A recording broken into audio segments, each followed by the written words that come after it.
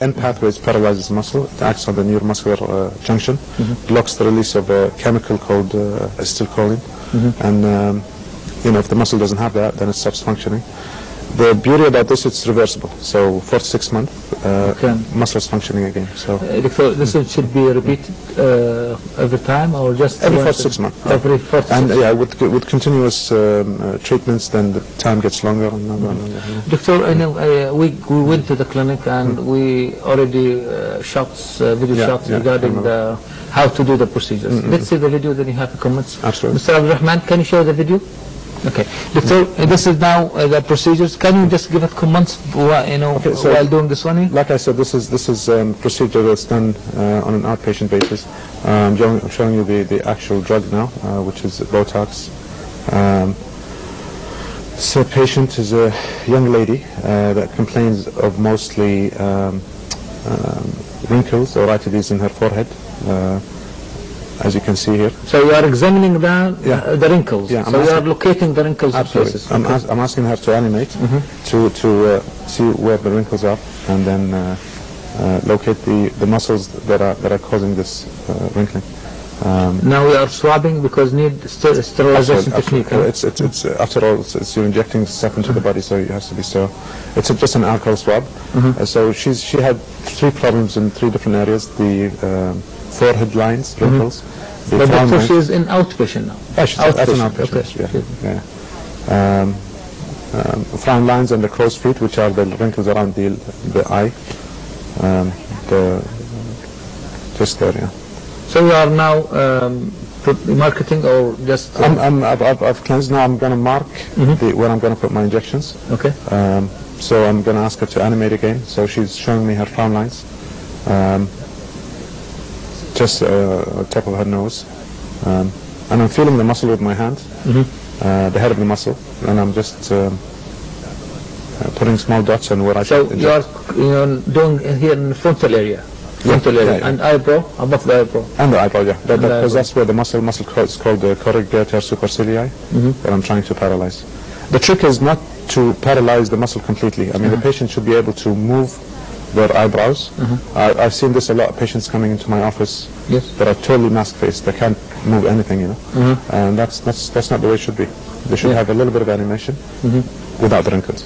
Now another good thing with the Botox is that it's also used for reshaping these days. Like I can actually play with the position of the brow. I can make the brow higher, I can make it lower with how much I inject and how deep I inject. So this is kind of a cosmetic too?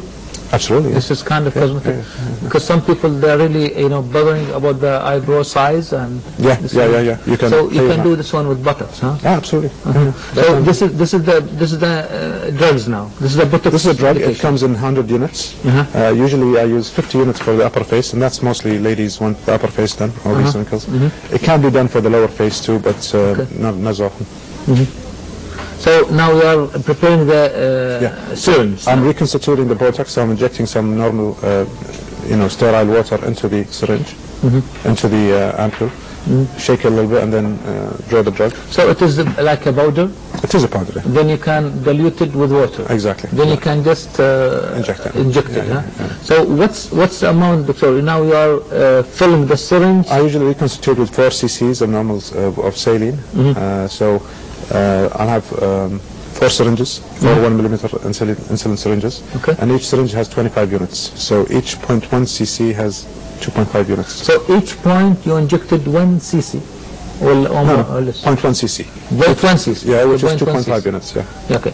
So now you mark the point, yes? Yeah. You mark the points. Yeah, so points are there. But Doctor, what is maximum point you can do? This is, I know, this is as lines now. You are doing as lines, yes? Yeah, where the dots are is where the maximum wrinkles are, and I'm injecting underneath it. This is the muscle here is called the frontalis. I'm injecting the frontalis with probably 2 units each side. So there is no minimum injections in any point? Depends on how you're dealing with a male is different from female, because the muscle mass is different. Yeah. So if you get a really skinny lady, you give her less than a bigger lady, So now you are doing the marks and injected. Yeah. This is for the forehead lines now.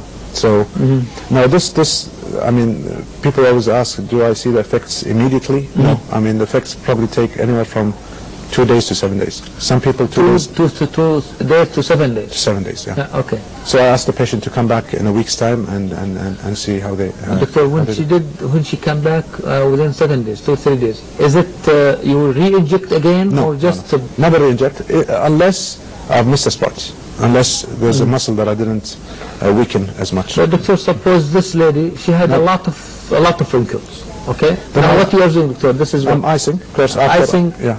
Why icing, doctor? Because it decreases this bruising. Okay. Bruising. So decrease bleeding and bruising. Freezing this one or this one here. Yeah. Okay. So, doctor, suppose the lady she had more wrinkles.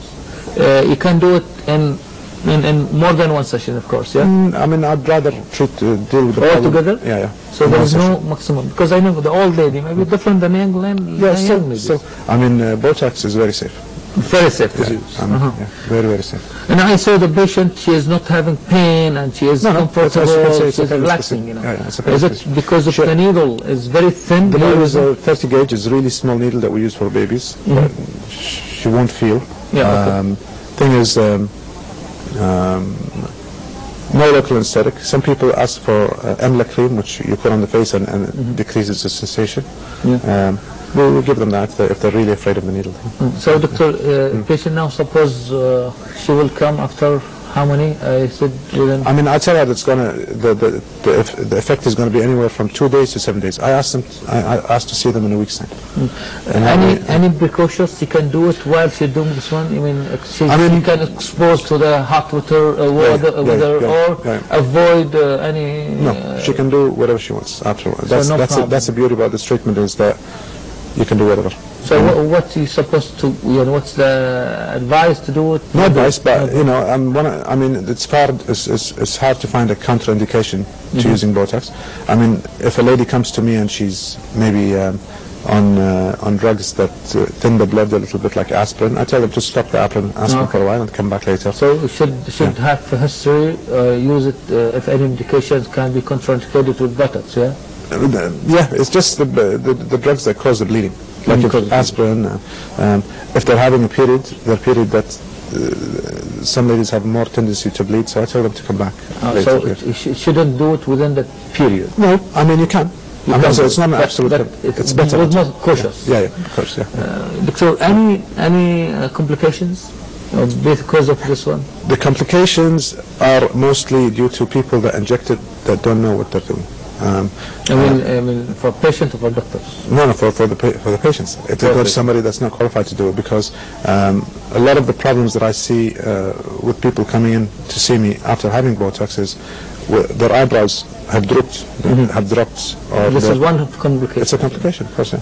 But is it temporarily or this is? It's temporary. I mean, it's for 6 months, then it'll go. But I mean, the patient has to live with it for 4 to 6 months. That's not good, you know. So, or a drooping eyelid, or so these are complications that can be avoided. They're not drastic complications, but no serious complications. You know? So we can assure patients, this is our audience, they are safe, is no problem. Doctor, one of the indications for Botox also, when I read, this is used also for people they have excessive sweating. Yeah, and it is very common here because of weather, because hot, or some people they have extra sweat excretion.